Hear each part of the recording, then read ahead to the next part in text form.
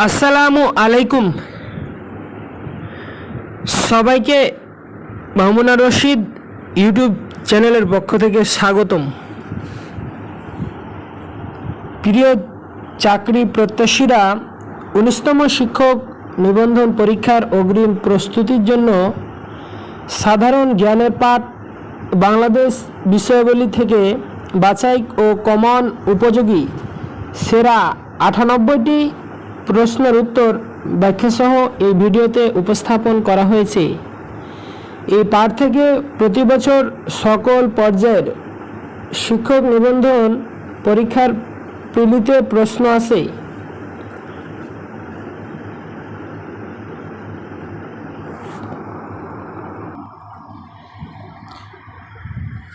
শুধু 19তম শিক্ষক নিবন্ধন পরীক্ষার প্রস্তুতির জন্য নয়, বরং সামনে আসন্ন সকল বছরের সকল পর্যায়ের শিক্ষক নিবন্ধন পরীক্ষার প্রিলির প্রস্তুতির জন্য এই 98টি প্রশ্নের উত্তর ব্যাখ্যাসহ জানতে হবে ও মুখস্থ করতে হবে। বাংলাদেশ বিষয়াবলী পাঠ থেকে গুরুত্বপূর্ণ 98টি প্রশ্নের উত্তর ব্যাখ্যাসহ 12টি অধ্যায় থেকে নেওয়া হয়েছে। এই 98টি প্রশ্ন প্রথমতম থেকে 15তম পর্যন্ত সকল পর্যায়ের শিক্ষক নিবন্ধন পরীক্ষার প্রিলির প্রশ্ন, যা খুবই গুরুত্বপূর্ণ। এবার অধ্যায়গুলো দেখে নেওয়া যাক। বাংলাদেশ বিষয়াবলী 1. বাংলাদেশের ভূপ্রকৃতি, জলবায়ু ও পরিবেশ। 2. ইতিহাস। 3. পাকিস্তান আমল ও ভাষা আন্দোলন। 4. মুক্তিযুদ্ধ। 5. সভ্যতা ও সংস্কৃতি। 6. অর্থনীতি। 7. সম্পদ, বন, কৃষি, শিল্প, পানি। 8. যোগাযোগ ব্যবস্থা। 9. বাংলাদেশের সমাজ জীবন, সমস্যা ও জনমিতিক পরিচয়। 10. রাষ্ট্র ও নাগরিকতা। 11. সরকার ও রাজনীতি। 12. আন্তর্জাতিক সম্পর্ক। ভিডিওটি শুরু করার আগে ছোট্ট একটি রিকোয়েস্ট, যদি এই চ্যানেলে নতুন হয়ে থাকো তবে অবশ্যই চ্যানেলটি সাবস্ক্রাইব করে পাশে থাকো এবং পাশে থাকা বেল বাটনে নোটিফিকেশান অন করে রাখো, যাতে পরবর্তী ভিডিও আপলোড করার সাথে সাথেই পেয়ে যেতে পারো। চলো এবার আলোচনা করা হচ্ছে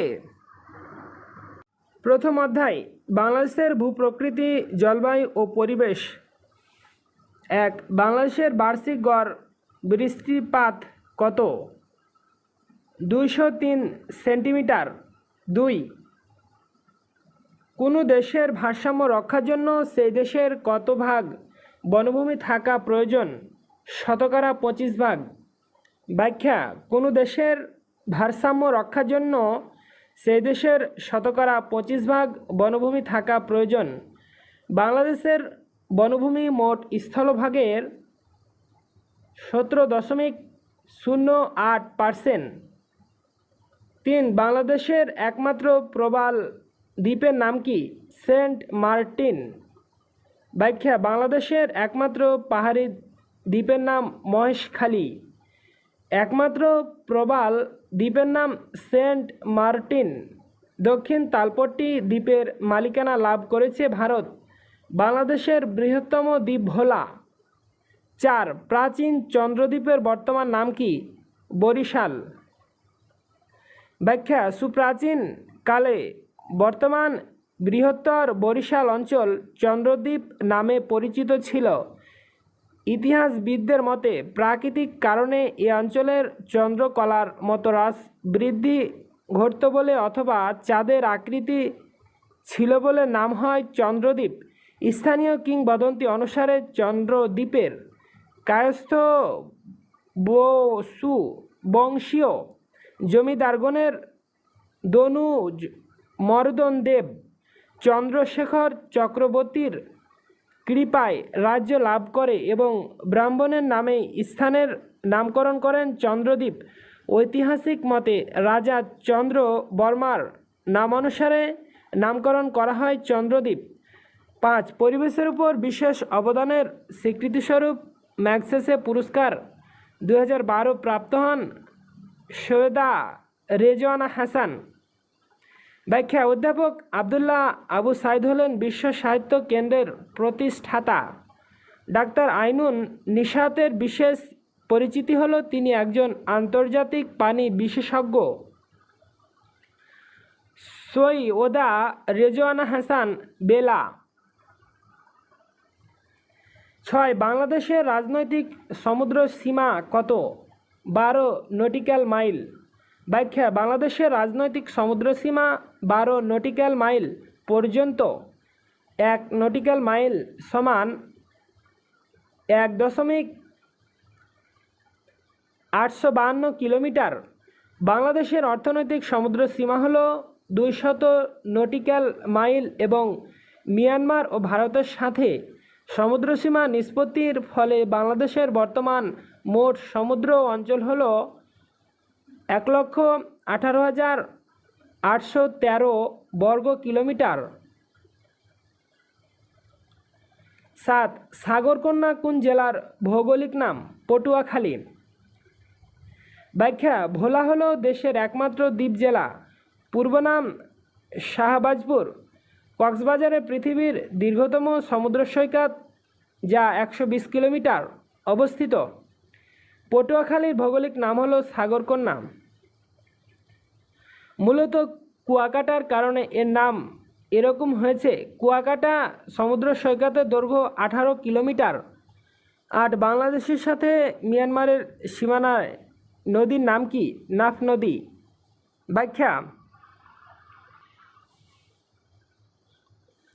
নাফ নদীর তীরে অবস্থিত টেকনাফ, যা কক্সবাজার জেলার একটি উপজেলা। বাংলাদেশের সর্বদক্ষিণ পূর্ব সীমান্তে এ উপজেলাটির অবস্থান। মিয়ানমার থেকে বাংলাদেশকে কক্সবাজার পৃথক করেছে এ নদীর দৈর্ঘ্য 56 কিলোমিটার। 9. তামাবিল কোথায় অবস্থিত? সিলেট।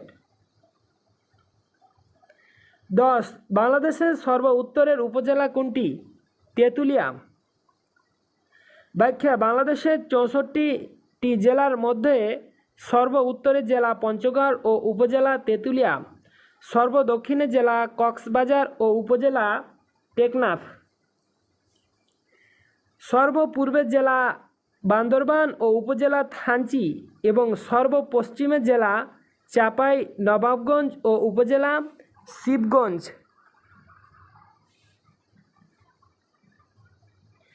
11. কোন বাংলাদেশি দুইবার এভারেস্ট শৃঙ্গে বাংলাদেশের পতাকা উত্তোলন করেন? M A Muhith. ব্যাখ্যা: এম এ মুহিত দুইবার এভারেস্ট শৃঙ্গে বাংলাদেশের পতাকা উত্তোলন করেন। মুসা ইব্রাহিম, লালমনিরহাট।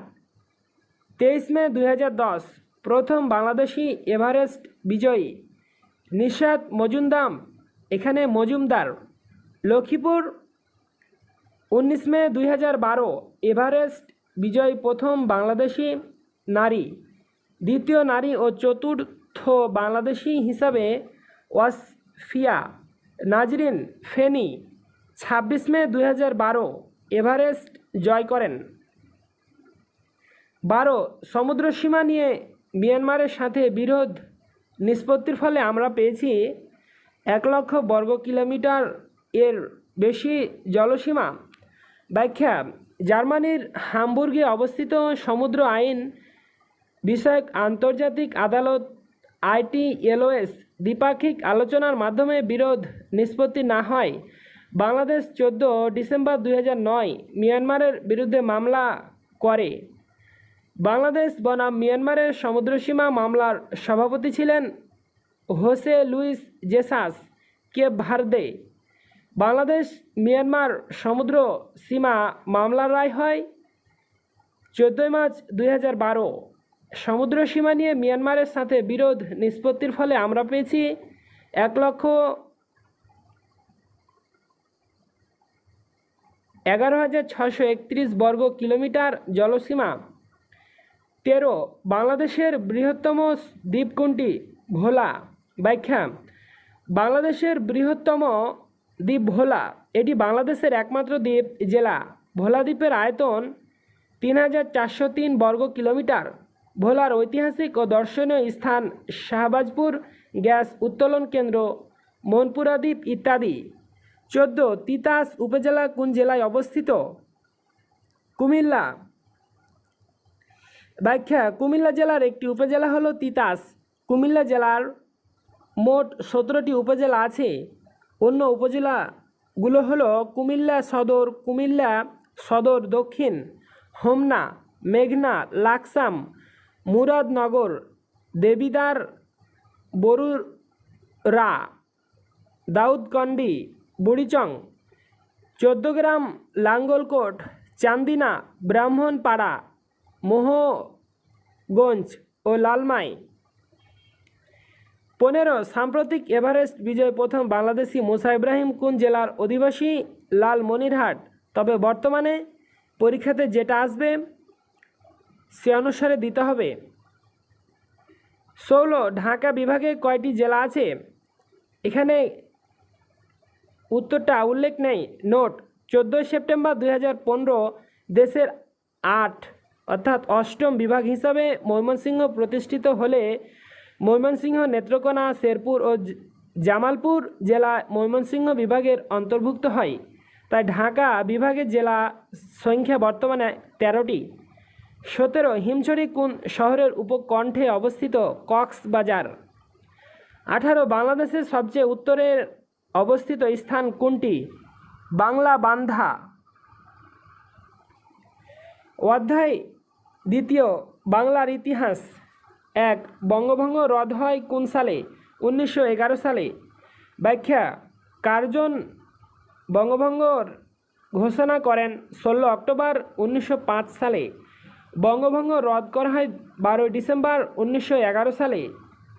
2 নিচের কোন বংশটি প্রায় 400 বছরের মতো শাসন করেছে? পাল বংশ।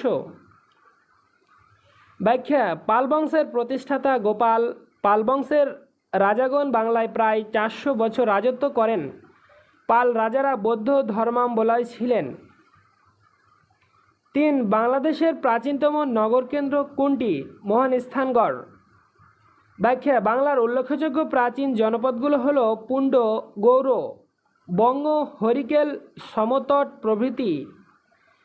পুণ্ড হলো বাংলার প্রাচীনতম জনপদ ও সমৃদ্ধশালী রাজ্য, যার রাজধানী ছিল পুণ্ড্রনগর। খ্রিস্টপূর্ব 2য় শতাব্দীতে এই নগরীটি প্রতিষ্ঠিত হওয়ার ব্যাপারে প্রমাণ পাওয়া যায়। উল্লেখ্য, পুণ্ড্রনগরের বর্তমান নামই হলো মহাস্থানগড়, যা বর্তমান বগুড়া জেলার শিবগঞ্জ উপজেলায় অবস্থিত। ব্যাখ্যা: অন্য প্রশ্নের ব্যাখ্যা। বাংলাদেশের সবচেয়ে প্রাচীন প্রত্নতাত্ত্বিক স্থান হল ওয়ারী বটেশ্বর। এটি নরসিংদী জেলা উপজেলায় অবস্থিত। মূলত মাটির নিচে এটি একটি দুর্গ নগরী। 1930 সালের দিকে স্থানীয় স্কুল শিক্ষক মোহাম্মদ হানিফ পাঠান প্রথম ওয়ারী বটেশ্বরকে সুখী সমাজের নজরে আনেন। পরবর্তীকালে 2000 সালে জাহাঙ্গীরনগর বিশ্ববিদ্যালয়ের প্রত্নতত্ত্ব বিভাগের প্রধান সুফি মোস্তাফিজুর রহমানের নেতৃত্বে খনন কাজ শুরু হলে বিষয়টি জনসমক্ষে আসে। 2010 সালে এখানে আবিষ্কৃত হয় 1400 বছরের পুরনো মন্দির পদ্ম মন্দির। 4 বাংলায় চিরস্থায়ী বন্দোবস্ত প্রবর্তন করা হয় কোন সনে? 1793 সনে। ব্যাখ্যা: 1789 সালে প্রণীত 10 সালা বন্দোবস্তই 1793 সালে এনে চিরস্থায়ী বন্দোবস্তে পরিণত হয়। কর্নওয়ালিস কর্তৃক প্রণীত এ বন্দোবস্তের বিনিময়ে জমিদারদেরকে জমির মালিক বানিয়ে দেওয়া হয়, ফলে সাধারণ প্রজাগণ ভূমিহীন হয়ে যায়।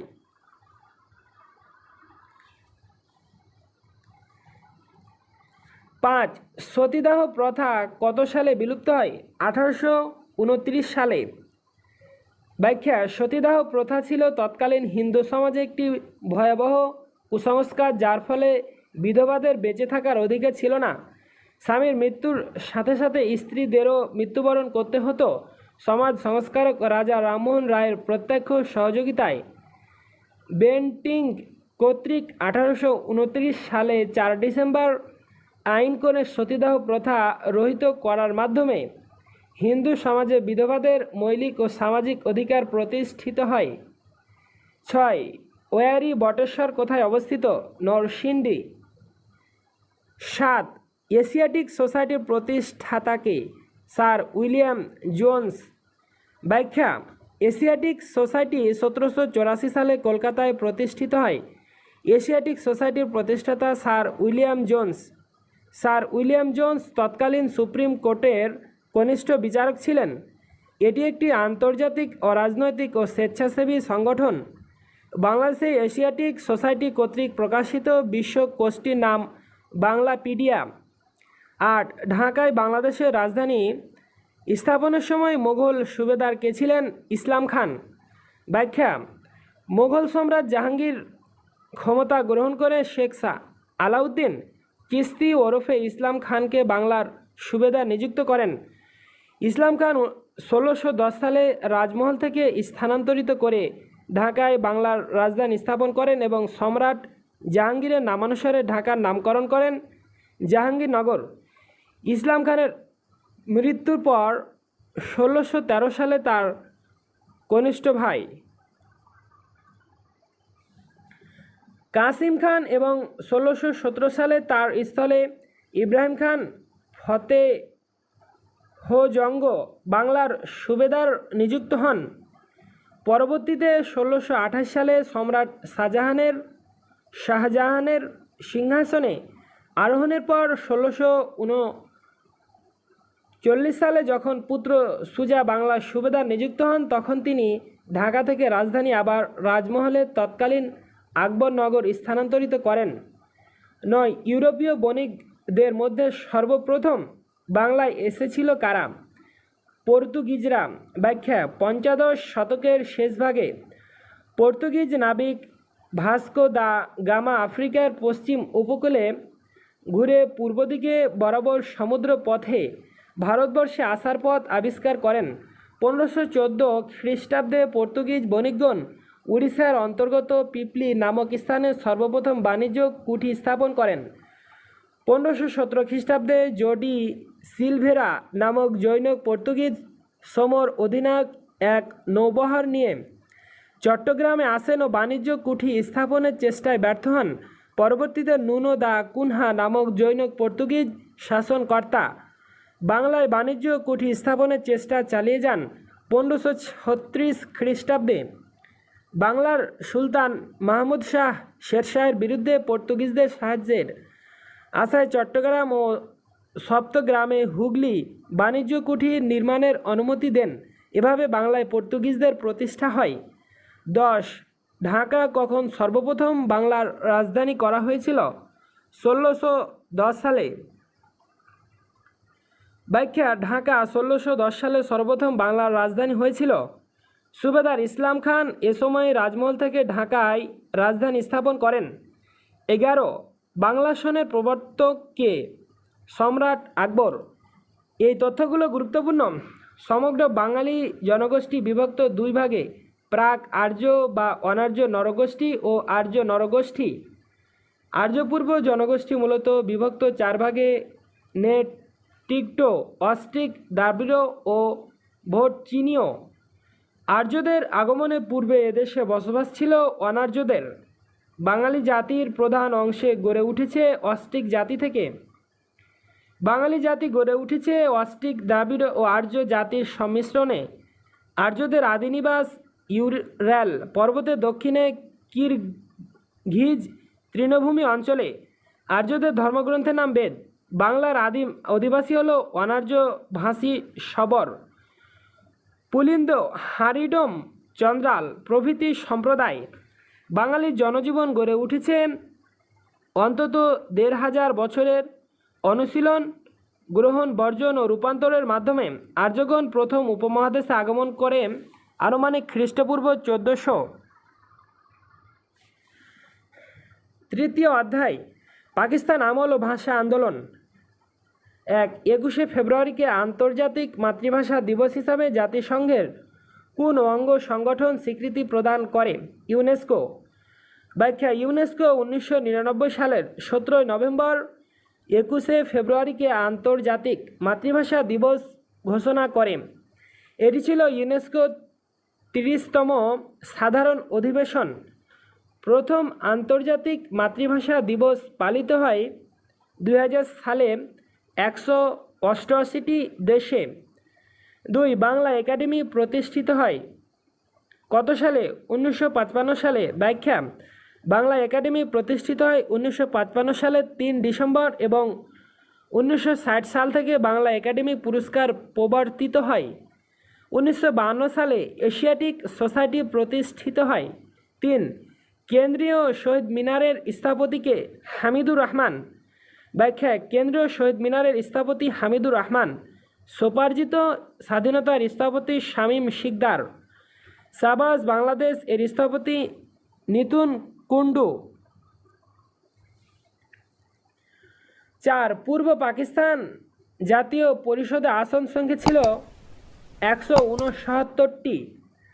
ব্যাখ্যা: পাকিস্তান জাতীয় পরিষদের মোট আসন সংখ্যা ছিল 313টি, এর মধ্যে সংরক্ষিত ছিল 13টি। পূর্ব পাকিস্তানের জাতীয় পরিষদের আসন সংখ্যা ছিল 169টি, এর মধ্যে সংরক্ষিত 60টি। পশ্চিম পাকিস্তানে জাতীয় পরিষদের আসন সংখ্যা ছিল 144টি, 6টি সংরক্ষিত আসন সহ। 5. আমার ভাইয়ের রক্তে রাঙানো 21শে ফেব্রুয়ারি আমি কি ভুলিতে পারি গানটির গীতিকারকে? আব্দুল গাফফার চৌধুরী। ব্যাখ্যা: আমার ভাইয়ের রক্তে রাঙানো 21শে ফেব্রুয়ারি আমি কি ভুলিতে পারি গানটির গীতিকার আব্দুল গাফফার চৌধুরী। 1952 সালে 2 ফেব্রুয়ারি ভাষা আন্দোলনের ঘটনার কিছুক্ষণ পরে গানটি রচিত হয়। 1953 সালে প্রথম গানটি গাওয়া হয়। উল্লেখ্য, প্রথমে এটি কবিতা আকারে রচনা করা হয় এবং পরবর্তীতে একে গান রূপে বা রূপ দেওয়া হয়। এছাড়াও কিছু গুরুত্বপূর্ণ প্রশ্ন: 1. পূর্ববঙ্গ জমিদারি দখল ও প্রজাস্বত্ব আইন কবে প্রণীত হয় অথবা বাংলাদেশের গৃহীত estate acquisition and tenancy act কোন সনে পাস হয়? 1950 সালে। 2. আওয়ামী মুসলিম লীগের প্রতিষ্ঠাকালীন সময়ে শেখ মুজিবুর রহমান নিচের কোন ছিলেন? যুগ্ম সম্পাদক। 3. পূর্ববঙ্গের নাম কখন পূর্ব পাকিস্তানে করা হয়? 1956 সালে। 4. 1947 সালে পূর্ব বাংলার মুখ্যমন্ত্রী ছিলেন খাজা নাজিমুদ্দিন। 5. পাকিস্তান আমলে পূর্ব বাংলার প্রথম গভর্নর ছিলেন খাজা নাজিমুদ্দিন। চতুর্থ অধ্যায় মুক্তিযুদ্ধ সম্পর্কে। 1. বঙ্গবন্ধু শেখ মুজিবুর রহমান স্বদেশ প্রত্যাবর্তন করেন 10 জানুয়ারি 1972। ব্যাখ্যা: বঙ্গবন্ধু শেখ মুজিবুর রহমানকে 1972 সালের 8 জানুয়ারি মুক্তি দেয় এবং ঢাকার উদ্দেশ্যে লন্ডনে পাঠানো হয়। বঙ্গবন্ধু 1972 সালে 10 জানুয়ারি দিল্লি হয়ে ঢাকায় প্রত্যাবর্তন করেন। 2. স্বাধীন বাংলাদেশের প্রথম সরকার গঠিত হয় কবে? 10 এপ্রিল 1971 সালে। ব্যাখ্যা: 1977 সালে 7 ডিসেম্বর অনুষ্ঠিত জাতীয় পরিষদের নির্বাচনে বিজয়ী সদস্যগণ 10 এপ্রিল 1971 ভারতের আগরতলায় একত্রিত হয়ে এটি সরকার গঠন করার বিষয়ে সর্বসম্মত সিদ্ধান্তে উপনীত হন। এ সরকারই স্বাধীন সার্বভৌম গণপ্রজাতন্ত্রী বাংলাদেশের প্রথম সরকার বা স্বাধীন বাংলাদেশের অস্থায়ী সরকার। 17 এপ্রিল 1971 তৎকালীন কুষ্টিয়া জেলার মেহেরপুর মহকুমার বর্তমান মেহেরপুর জেলার ভবেরপাড়া গ্রামের বৈদ্যনাথ তলায় বর্তমান মুজিবনগর গণপ্রজাতন্ত্রী বাংলাদেশ সরকার আনুষ্ঠানিকভাবে শপথ গ্রহণ করেন। সরকারই স্বাধীন সার্বভৌম গণপ্রজাতন্ত্রী বাংলাদেশের প্রথম সরকার বা স্বাধীন বাংলাদেশের অস্থায়ী সরকার। স্বাধীনতার সনদ বলে এ সরকারের কার্যকারিতা সাংবিধানিকভাবে স্বীকৃত হয়। 17 এপ্রিল 1971 তৎকালীন কুষ্টিয়া জেলার মেহেরপুর মহকুমার বর্তমান মেহেরপুর জেলা ভবেরপাড়া গ্রামের বৈদ্যনাথ তলায় বর্তমান মুজিবনগর গণপ্রজাতন্ত্রী বাংলাদেশ সরকার আনুষ্ঠানিকভাবে শপথ গ্রহণ করেন। 3 মুজিবনগর কোন জেলায় অবস্থিত? মেহেরপুর। ব্যাখ্যা: মুজিবনগর বর্তমান মেহেরপুর জেলার একটি উপজেলা। বাংলাদেশের স্বাধীনতার স্মৃতি বিজড়িত এই স্থানে 1971 সালের 10 এপ্রিল সর্বপ্রথম গণপ্রজাতন্ত্রী বাংলাদেশ সরকার গঠিত হয়। এজন্য তৎকালীন সরকারকে মুজিবনগর সরকার নামেও অভিহিত করা হয়। মুজিবনগরের পূর্ব নাম ছিল বৈদ্যনাথ তলা। 4 বাংলাদেশের জাতীয় পতাকার দৈর্ঘ্য প্রস্থের অনুপাত কত? 10:6। ব্যাখ্যা: বাংলাদেশের জাতীয় পতাকার দৈর্ঘ্য ও প্রস্থের অনুপাত 10:6 অথবা 5:3। বাংলাদেশের পতাকার নকশা প্রথম তৈরি করেন শিবনারায়ণ দাস 6 জুন 1977। প্রথম উত্তোলন হয় 2রা মার্চ 1971। সংবিধানের 4(2) অনুচ্ছেদ অনুযায়ী বাংলাদেশের জাতীয় পতাকার রং হলো সবুজ। ক্ষেতের উপর স্থাপিত রক্তবর্ণের একটি ভরাট বৃত্ত। 5 সাবাস বাংলাদেশ ভাস্কর্যটি কোথায় অবস্থিত? রাজশাহী বিশ্ববিদ্যালয়ে। এর স্থপতি নিতুন কুণ্ডু। 6 বাংলাদেশের প্রথম অস্থায়ী সরকার গঠিত হয়েছিল কবে? 1971 সালের 10 এপ্রিল। ব্যাখ্যা: 1971 সালের 7 ডিসেম্বর অনুষ্ঠিত জাতীয় পরিষদের নির্বাচনে বিজয়ী সদস্যগণ 10 এপ্রিল 1971 ভারতের আগরতলায় একত্রিত হয়ে একটি সরকার গঠন করার বিষয়ে সর্বসম্মত সিদ্ধান্তে উপনীত হন। 7 1971 সালে মুক্তিযুদ্ধের সময় বাংলাদেশ কয়টি সেক্টরে বিভক্ত ছিল? 11টি। 8 মুক্তিযুদ্ধ চলাকালীন সময়ে বাংলাদেশকে কয়টি সেক্টরে ভাগ করা হয়েছিল? 11টি। ব্যাখ্যা: জেনারেল এম.এ.জি. ওসমানী আনুষ্ঠানিকভাবে সশস্ত্র বাহিনী এবং মুক্তি বাহিনীর প্রধান সেনাপতির দায়িত্ব গ্রহণ করে মুক্তিযুদ্ধ পরিচালনা সামরিক কৌশল হিসাবে তৎকালীন পূর্ব পাকিস্তানের সমগ্র ভৌগোলিক এলাকাকে 11টি সেক্টরে ভাগ করেন। প্রতি সেক্টরে একজন সেক্টর কমান্ডার নিয়োগ করা হয়। যুদ্ধ পরিচালনায় সুবিধার জন্য প্রতিটি সেক্টরকে কয়েকটি সাবসেক্টরে বিভক্ত করা হয় এবং প্রতিটি সাবসেক্টরে একজন করে কমান্ডার নিয়োজিত হন। 9 বাংলাদেশের অস্থায়ী সরকারের শপথ বাক্য কে পাঠ করান? অধ্যাপক ইউসুফ আলী। ব্যাখ্যা: মুজিবনগর 10 এপ্রিল 1971 স্বাধীনতাপত্র ঘোষণা ও জারি করা হয় এবং অস্থায়ী সরকার গঠিত হয়। এখানে 17 এপ্রিল 1971 গণপ্রজাতন্ত্রী বাংলাদেশের অস্থায়ী সরকারের শপথ গ্রহণ করে ঘোষণাপত্রে স্বাক্ষর করেন বাংলাদেশ গণপরিষদের ক্ষমতাবলে ও তদ্বিধানে যথাযথভাবে ক্ষমতাপ্রাপ্ত প্রতিনিধি অধ্যাপক এম ওসমান আলী। 17 এপ্রিল 1971 সালে আনুষ্ঠানিকভাবে তিনি ঘোষণাপত্রটি পাঠ করেন। 10 বাংলাদেশের মুক্তিযুদ্ধে নৌ কমান্ডোর সেক্টর 10। ব্যাখ্যা: বাংলাদেশের মুক্তিযুদ্ধের 10 নং সেক্টর নৌ কমান্ডো সেক্টর। পাকিস্তান নৌবাহিনীর 8 জন বাঙালি কর্মকর্তা এই সেক্টরে দায়িত্ব পালন করেন। মুক্তিযুদ্ধের ব্যতিক্রমধর্মী সেক্টর 10 নং সেক্টর নৌ সেক্টর। এই সেক্টর নিয়মিত কমান্ডার ছিল না। 11 মুক্তিযুদ্ধের সময় মুজিবনগর কোন সেক্টর এর অন্তর্ভুক্ত ছিল? 8 নং। ব্যাখ্যা: মুজিবনগর মেহেরপুর জেলায় অবস্থিত। এর পূর্ব নাম বৈদ্যনাথ তলা। মুক্তিযুদ্ধের সময় মুজিবনগর 8 নং সেক্টরের অন্তর্ভুক্ত ছিল। এখানে 1971 সালের 10 এপ্রিল বাংলাদেশের প্রথম অস্থায়ী সরকার গঠিত হয়। 17 এপ্রিল 1971 মেহেরপুরের বৈদ্যনাথ তলায় এ সরকার শপথ গ্রহণ করে আনুষ্ঠানিকভাবে আত্মপ্রকাশ করে এবং এই স্থানের নামকরণ করা হয় মুজিবনগর। 12 মুক্তিযুদ্ধের সময় বাংলাদেশকে কয়টি সেক্টরে বিভক্ত করা হয়েছিল? 11টি সেক্টরে।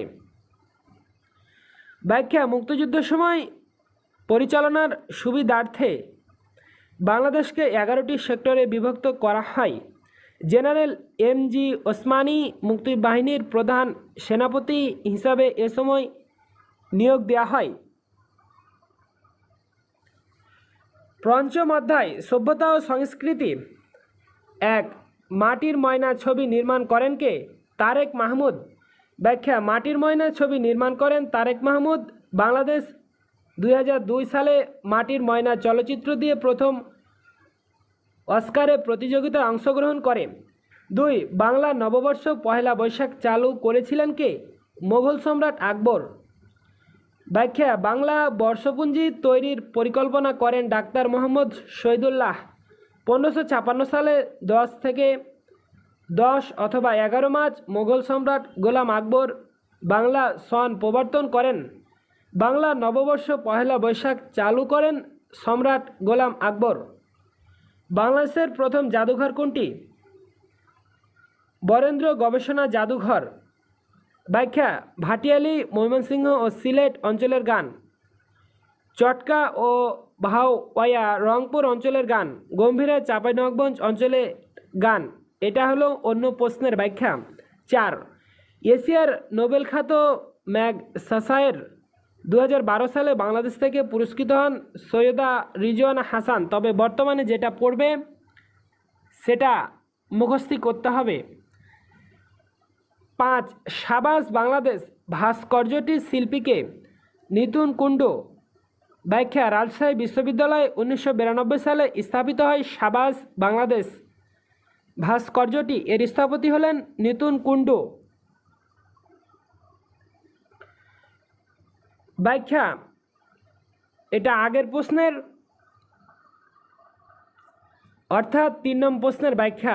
বরেন্দ্র গবেষণা জাদুঘর রাজশাহী বিশ্ববিদ্যালয়ের অধীনে পরিচালিত দেশের দ্বিতীয় বৃহত্তম তথা উত্তরবঙ্গের সর্ববৃহৎ জাদুঘর। এটি বাংলাদেশের প্রথম জাদুঘর। 1910 সালে এটি স্থাপিত হয়। 1916 সালে এর উদ্বোধন করা হয়। এ জাদুঘর বাংলাদেশের গৌরবময় অতীত ইতিহাসের নিদর্শন সমূহ সংরক্ষণ ও গবেষণাগার ব্যাপারে এটি একটি বিশেষ ভূমিকা পালন করে আসছে। এই জাদুঘরে রয়েছে সিন্ধু সভ্যতা, মহানিস্তান, নালদা ও পাহাড়পুরের বহু নিদর্শন, বাংলাদেশের প্রাক ইসলামী যুগের শিলালিপি, সমুদ্র তাম্রলিপি, দলিল, ফরমান ও ভাস্কর্য। এছাড়াও রয়েছে দুষ্প্রাপ্য পুষ্পক ও পত্রিকা ও সমৃদ্ধ একটি গ্রন্থাগার। 6. ষাট গম্বুজ মসজিদ বাংলাদেশের কোন জেলায় অবস্থিত? বাগেরহাট। ব্যাখ্যা: প্রাক মোগল আমলে বিশিষ্ট সাধক খান জাহান আলী রহমাতুল্লাহ ষাট গম্বুজ মসজিদটি নির্মাণ করেছিলেন। এটি বাংলাদেশের বাগেরহাট জেলায় অবস্থিত।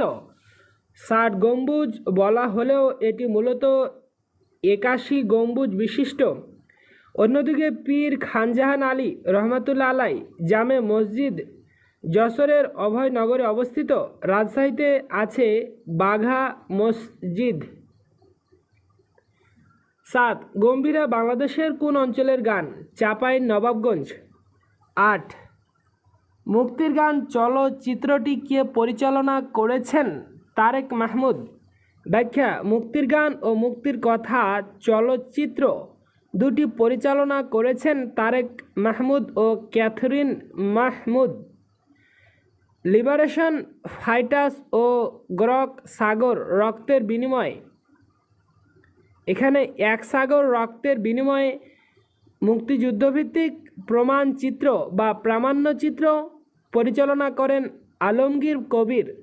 স্টপ জেনোসাইড ও স্ট্রেট ইজ রন প্রামাণ্যচিত্র দুটি পরিচালনা করেছেন জহির রায়হান। 9. কোন সালে বাংলা একাডেমি প্রতিষ্ঠিত হয়? 1955 সালে। ব্যাখ্যা: ভাষা আন্দোলনের পরিপ্রেক্ষিতে 1955 সালের 3 ডিসেম্বর বাংলা একাডেমি প্রতিষ্ঠিত হয়। 1957 সালের 3 এপ্রিল পূর্ব পাকিস্তান আইন পরিষদে দ্য বেঙ্গল একাডেমি এসিটি 1957 গ্রহণের মাধ্যমে এটি স্বায়ত্তশাসিত প্রতিষ্ঠানের মর্যাদা লাভ করে। বাংলাদেশ একাডেমির প্রথম পরিচালক ডাক্তার মোহাম্মদ এনামুল হক এবং প্রথম মহাপরিচালক ডাক্তার মাজহারুল ইসলাম। 10 সোমপুর বিহারের প্রতিষ্ঠাতাকে? ধর্মপাল। ব্যাখ্যা: ভারতীয় উপমহাদেশের সবচেয়ে বিশাল আয়তনের প্রত্নতাত্ত্বিক নিদর্শন সোমপুর বিহার। এটি নওগাঁ জেলায় পাহাড়পুরে অবস্থিত। এ বিহার বাংলাদেশের বৌদ্ধ ও হিন্দু সংস্কৃতির এক আকর্ষণীয় নিদর্শন। অনুমান করা হয় যে 8ম শতাব্দীতে পাল রাজত্বের প্রথম দিকে ধর্মপাল পিতৃভূমিতে এক বিশাল ও সূর্য মন্দির স্থাপনের লক্ষ্যে পাহাড়পুরে সোমপুর বিহার নির্মাণ করেন। এর বর্তমান নাম পাহাড়পুর। 11 স্বোপার্জিত স্বাধীনতা স্থাপত্যটির স্থপতিকে? শামীম সিকদার। ব্যাখ্যা: স্বোপার্জিত স্বাধীনতা স্থাপত্যটির স্থপতি শামীম সিকদার। এটি ঢাকা বিশ্ববিদ্যালয়ের টিএসসি চত্বরে অবস্থিত। শামীম সিকদারের অন্যান্য উল্লেখযোগ্য স্থাপত্যগুলো হলো বিজয় উল্লাস ঢাবি, শামীম বিবেকানন্দ ঢাবি মানে ঢাকা বিশ্ববিদ্যালয়, স্বাধীনতা সংগ্রাম ঢাবি ইত্যাদি। অন্যদিকে আবদুল্লাহ খালেদের স্থাপত্যের মধ্যে রয়েছে অপরাজেয় বাংলা ঢাবি, অঙ্গীকার ইত্যাদি। 12 সোমপুর বিহার কোথায় অবস্থিত? নওগাঁ। 13 প্রয়াত চিত্র পরিচালক তারেক মাসুদের জঙ্গিবাদ ও তার প্রভাব সম্পর্কিত চলচ্চিত্রের নাম কি? রানওয়ে। ব্যাখ্যা: রানওয়ে বাংলাদেশের বিখ্যাত বিকল্পধারার চলচ্চিত্র নির্মাতা তারেক মাসুদ পরিচালিত একটি চলচ্চিত্র। চলচ্চিত্রটির কাজ শুরু হয় 2008 সালের অক্টোবরে এবং শেষ হয় 2009 সালের এপ্রিলে। ক্যাথরিন মাসুদ প্রযোজিত কাহিনীচিত্রটির পটভূমি 2005 থেকে 6 সালে সংঘটিত বেশ কিছু জাতীয় ও আন্তর্জাতিক ইস্যু। চলচ্চিত্রটি মুক্তি পায় 2010 সালে। 14 কেন্দ্রীয় শহীদ মিনারের স্থপতিকে? হামিদুর রহমান। ব্যাখ্যা: কেন্দ্রীয় শহীদ মিনারের স্থপতি চিত্রকর হামিদুর রহমান। তিনি 1928 সালে পুরনো ঢাকার এক সম্ভ্রান্ত পরিবারে জন্মগ্রহণ করেন। 1988 সালের 19 নভেম্বর তিনি মৃত্যুবরণ করেন। অধ্যায় 6 অর্থনীতি। 1 বুড়িমারি স্থল বন্দর কোন উপজেলায় অবস্থিত? পাটগ্রাম। ব্যাখ্যা: বুড়িমারি স্থলবন্দর লালমনিরহাট জেলার পাটগ্রাম উপজেলায় অবস্থিত। সোনাহাট স্থলবন্দর কুড়িগ্রাম জেলার ভুরুঙ্গামারী উপজেলায় অবস্থিত। 2 বাংলাদেশের বৃহত্তম সেচ প্রকল্প কোনটি? তিস্তা সেচ প্রকল্প। ব্যাখ্যা: বাংলাদেশের বৃহত্তম সেচ প্রকল্প তিস্তা সেচ প্রকল্প। মূলত এটি নাম তিস্তা ব্যারেজ সেচ প্রকল্প। এটি লালমনিরহাট জেলার তিস্তা নদীর ডালিয়া ও দোয়ানি পয়েন্টে অবস্থিত। এই প্রকল্পটি বগুড়া রেললাইন এবং পূর্ব দিকে বগুড়া কাউনিয়া রেললাইন দ্বারা বেষ্টিত।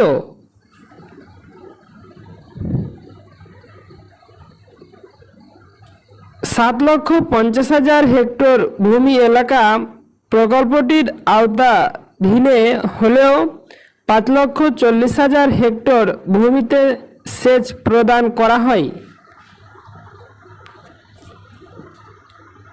3 গ্রামীণ ব্যাংক কোন ধরনের তালিকার অন্তর্ভুক্ত?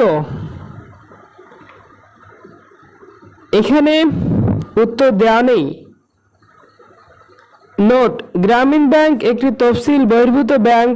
দরিদ্র জনগোষ্ঠীর দারিদ্র্য বিমোচন এবং সামাজিক মর্যাদার প্রতিষ্ঠার উদ্দেশ্যে ক্ষুদ্র ঋণ কার্যক্রমকে একটি প্রাতিষ্ঠানিক রূপ দেওয়ার লক্ষ্যে 1976 সালে একটি প্রকল্পের মাধ্যমে গ্রামীণ ব্যাংকের সূচনা ঘটে। 1983 সালে রাষ্ট্রপতির অধ্যাদেশ বলে এটি প্রকল্পের অবয়ব ছেড়ে একটি বিশেষ ব্যাংক হিসাবে প্রতিষ্ঠা লাভ করে। গ্রামের ভূমিহীন ও দরিদ্র জনসাধারণের জামাতবিহীন ক্ষুদ্র ঋণ প্রদান করতে এ ব্যাংক অগ্রণী ভূমিকা পালন করে আসছে। 4. বাংলাদেশের সর্বাধিক বৈদেশিক মুদ্রা অর্জনকারী খাত কোনটি? Readymade garments. ব্যাখ্যা: বাংলাদেশের সর্বাধিক বৈদেশিক মুদ্রা অর্জনকারী খাত হল রেডিমেড গার্মেন্টস। মোট রপ্তানির 80% এর বেশি পাট ও পাটজাত পণ্য থেকে আসে মোট রপ্তানির 2.29% এবং চামড়া ও চামড়াজাত দ্রব্য থেকে রপ্তানির 3.56% অর্জন হয়। এটা বাংলাদেশ অর্থনৈতিক সমীক্ষা 2018 অনুসারে। 5. বাংলাদেশের হোয়াইট গোল্ড কোনটি? চিংড়ি। ব্যাখ্যা: বাংলাদেশের অপ্রচলিত পণ্যের মধ্যে চিংড়ি মাছ রপ্তানি করে বিপুল পরিমাণ বৈদেশিক মুদ্রা অর্জন করে। এজন্য বাংলাদেশের চিংড়ি সম্পদকে হোয়াইট গোল্ড বলা হয়। অন্যদিকে ইলিশ বাংলাদেশের জাতীয় মাছ এবং পাট সোনালী আঁশ হিসাবে খ্যাত। বাংলাদেশ পাট উৎপাদনে বিশ্বে দ্বিতীয় অবস্থানে রয়েছে।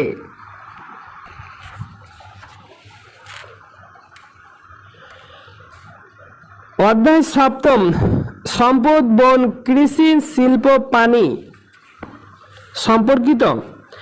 1. তিতাস গ্যাস ক্ষেত্রটি কোথায়? ব্রাহ্মণবাড়িয়া। ব্যাখ্যা: বাংলাদেশের বৃহত্তম গ্যাস ক্ষেত্র তিতাস গ্যাস ক্ষেত্র। এটি ব্রাহ্মণবাড়িয়ায় অবস্থিত। ঢাকায় সরবরাহকৃত গ্যাস আসে তিতাস গ্যাস ক্ষেত্র থেকে।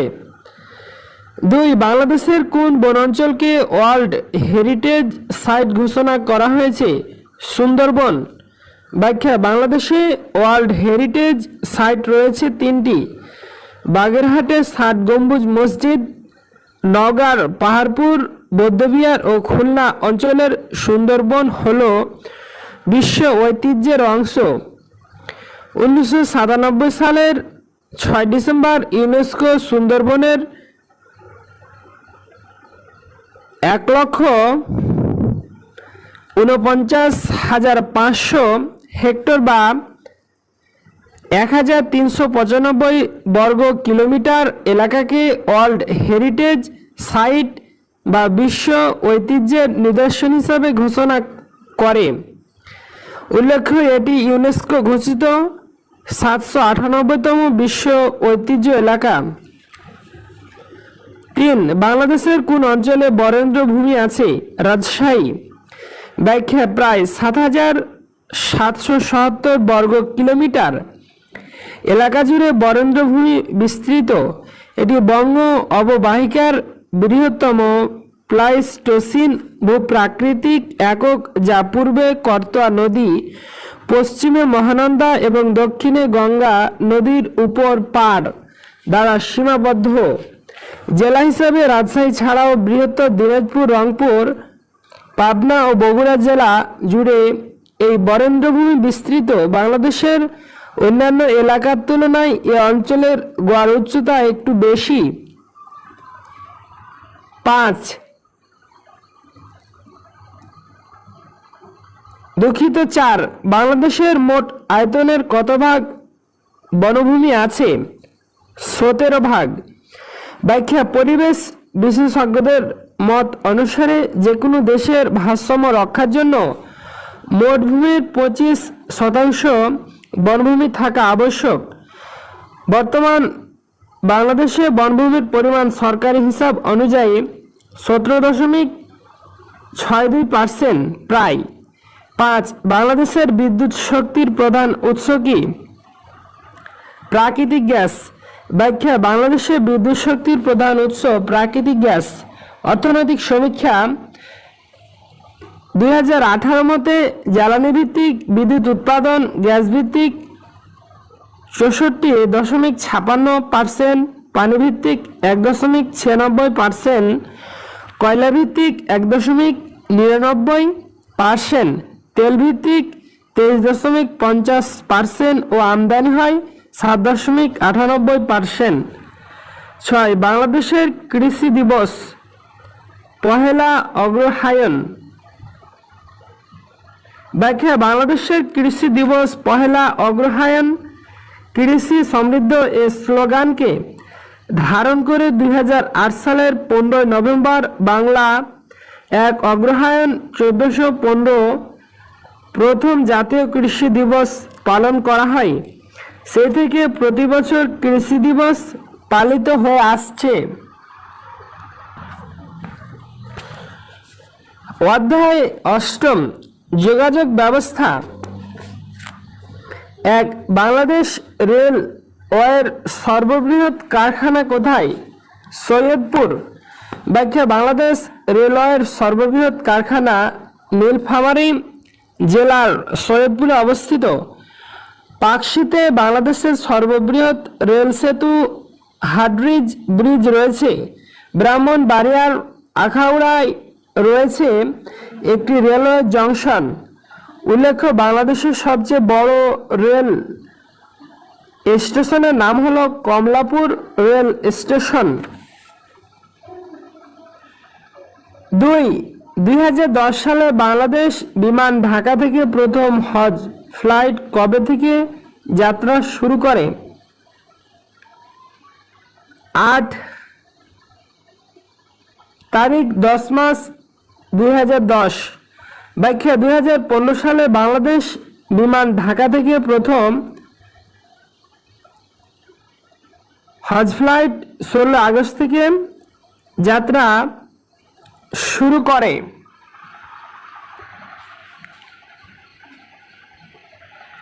অধ্যায় 9 বাংলাদেশের সমাজ জীবন সমস্যা ও জনমিতিক পরিচয়। 1. গারো ক্ষুদ্র জাতিসত্তা সমাজে পরিবারের প্রধানকে মা। ব্যাখ্যা: বাংলাদেশের ক্ষুদ্র নৃগোষ্ঠীর মধ্যে গারো একটি উপজাতি।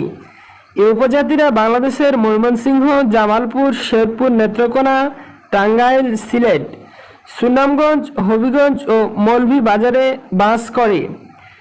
নৃবিজ্ঞানীদের মতে গারোরা মঙ্গোলীয় শ্রেণীভুক্ত। তাদের ঐতিহ্যবাহী চাষ পদ্ধতি জুম চাষ। তারা খ্রিস্টান ধর্মের অনুসারী। তারা মান্দি ভাষা বা গারো ভাষায় কথা বলে। গারো নৃগোষ্ঠীর পারিবারিক কাঠামো মাতৃতান্ত্রিক। এজন্যই তাদের ক্ষুদ্র জাতিসত্তার সমাজে পরিবারের প্রধান হিসাবে মা গুরুত্বপূর্ণ ভূমিকা পালন করে থাকে।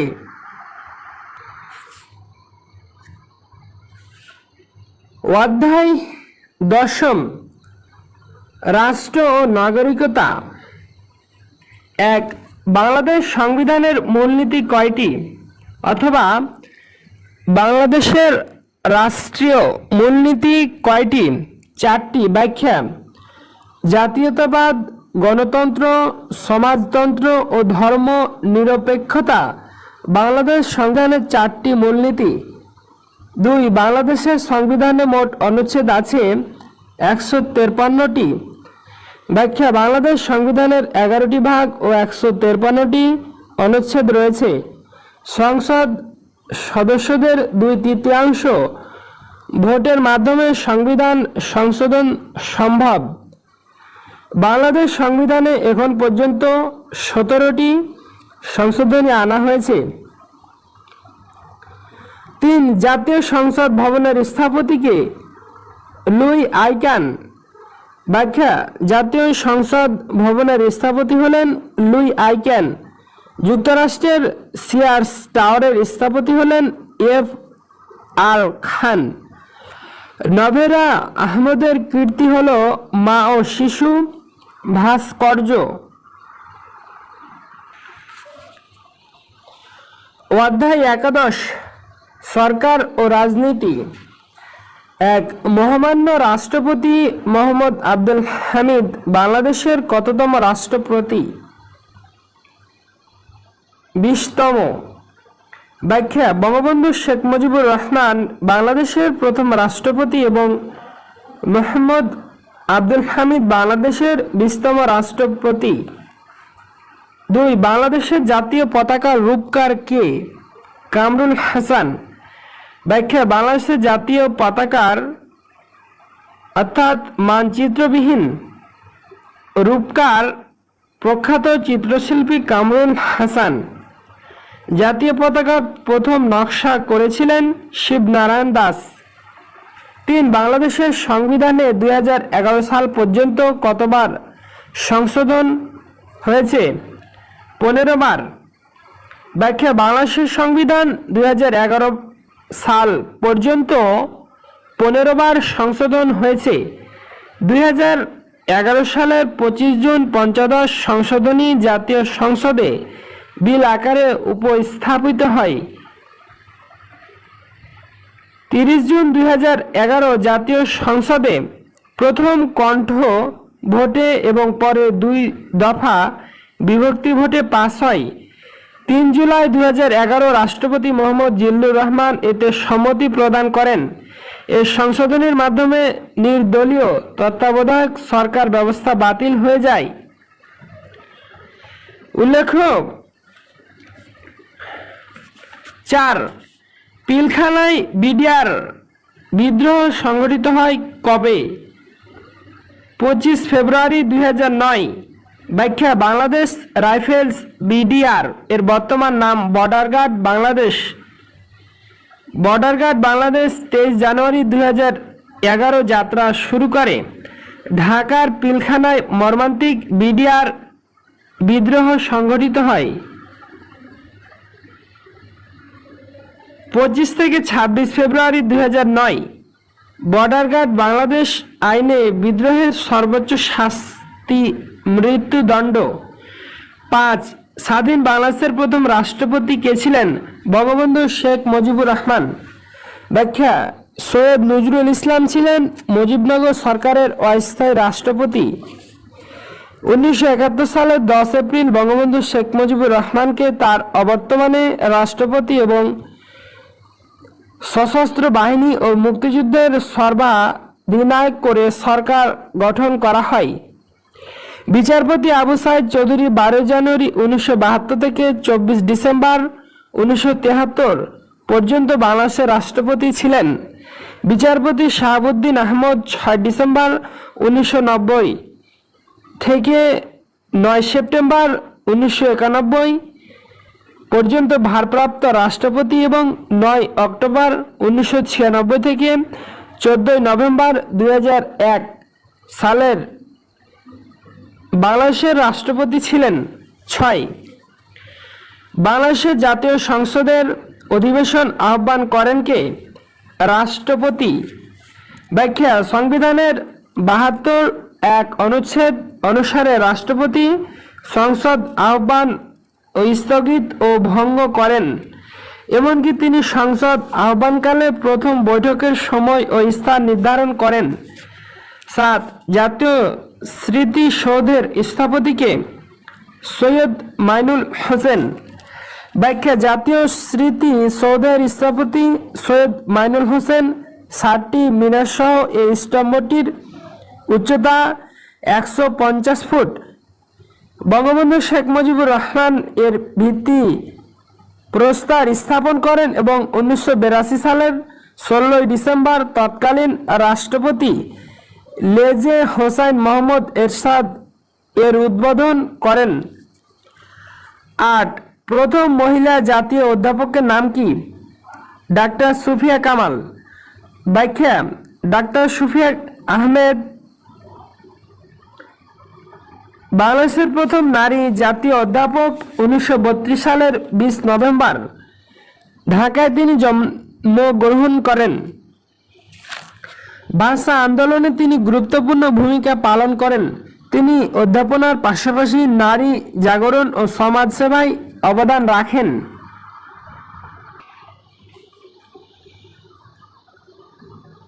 অধ্যায় 12 আন্তর্জাতিক সম্পর্ক। 1. 2014 সালের বৈশ্বিক ব্যবসায়িক সক্ষমতায় বাংলাদেশের অবস্থান কততম? 115তম।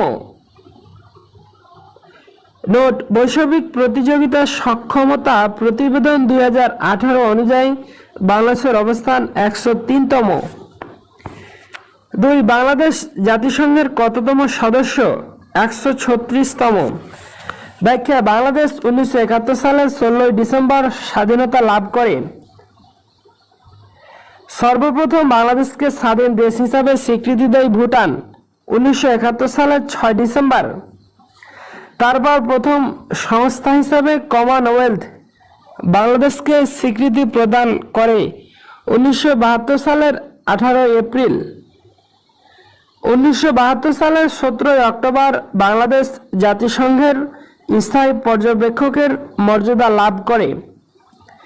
অতঃপর 1974 সালের 17 সেপ্টেম্বর বাংলাদেশ 136তম দেশ হিসেবে জাতিসংঘের পূর্ণ সদস্য পদ লাভ করে। 3. বাংলাদেশ কত সালে ইসলামী সম্মেলন সংস্থার সদস্যপদ লাভ করে? 1974 সালে। ব্যাখ্যা: